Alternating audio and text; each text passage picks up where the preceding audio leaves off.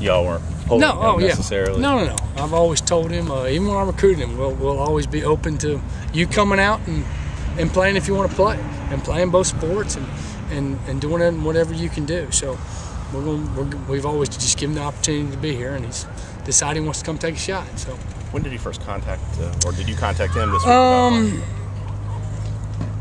I think this week he sort of contacted us and said he was interested, and we said, all right, well, let's find out what the ruling is, and we didn't have that right for a while, so finally got that figured out a little bit. But I did talk to him earlier this week, and I said the process, you will have to talk to Coach Horn, get that worked out on that end, and then come over and talk to us, and we'll go through compliance and see what the rules are, and then we'll go from there and try to figure out what the best options are to get you out here. Had you been texting before, communicating with the staff before this week about playing? No, we kind of let him be. We hadn't messed with him much. I think he always knew, and I think some of our players have always kind of said, you still got some football in you. I think obviously some people from Monk's Corner get on out there. Get on, you can find a spot out there. So he's always had a little pressure, and I think he's just excited to have the opportunity to get back out with us, and we're excited to have him. Before this week, when was the last time you talked to Bruce? I talked to him in August. Well, in August, and that was when I remember he came out for a practice then, just to visit. But I've not talked to him. I saw him at breakfast pregame 1 year in August, but I haven't talked to him since then. Seems like you have a few guys that have that. They're the same type guys. I mean, you have to work to try and get them the ball, especially a guy like Bruce. Sure, everybody wants the ball. But we're going to find out who's the best with it in their hands. And he was a guy that was pretty talented in high school when he had it in his hands. So we'll see what he can do. I don't know what he can do. The spring practice pretty much out. Still up in the air. It's out. I believe it's out. I believe the ruling on him is that he has to go 1 calendar year before he can participate in any athletic activities outside of the sport he committed. Signed. 1 calendar or 1 academic? I thought it was after May he would be able to be participating like workouts and things like that. 1 calendar, 1 academic. I don't know. Okay. What's the difference? You're supposed to know this. I'm not the compliance expert. Can he go through? I know he can't practice. But can he go through workouts with them? Nope. He can't do anything until.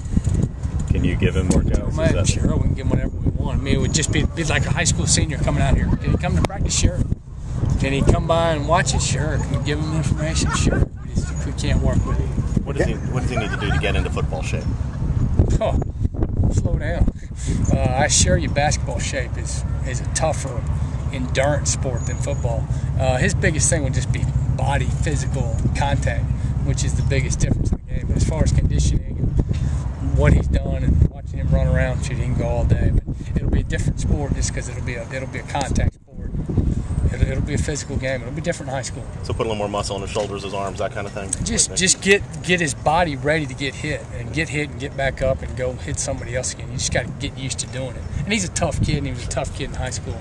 So I expect he'll be fine, but it's a different type of conditioning. Is it possible to be a 2-sport guy in this age?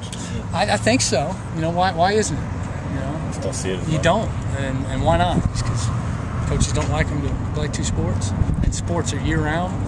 Yeah, but I remember back in the day, the guys in Virginia, North Carolina, Julius Peppers. I mean, there's been several guys that have excelled in both sports. So, and I think he can do it. And his grades are good enough. That was the biggest issue going in. Can you do it? How are you academically? Because if you struggle academically, you don't need to do all this. But if you're a good student and a mature kid and can take care of everything, and you can do them both. So we'll see what happens.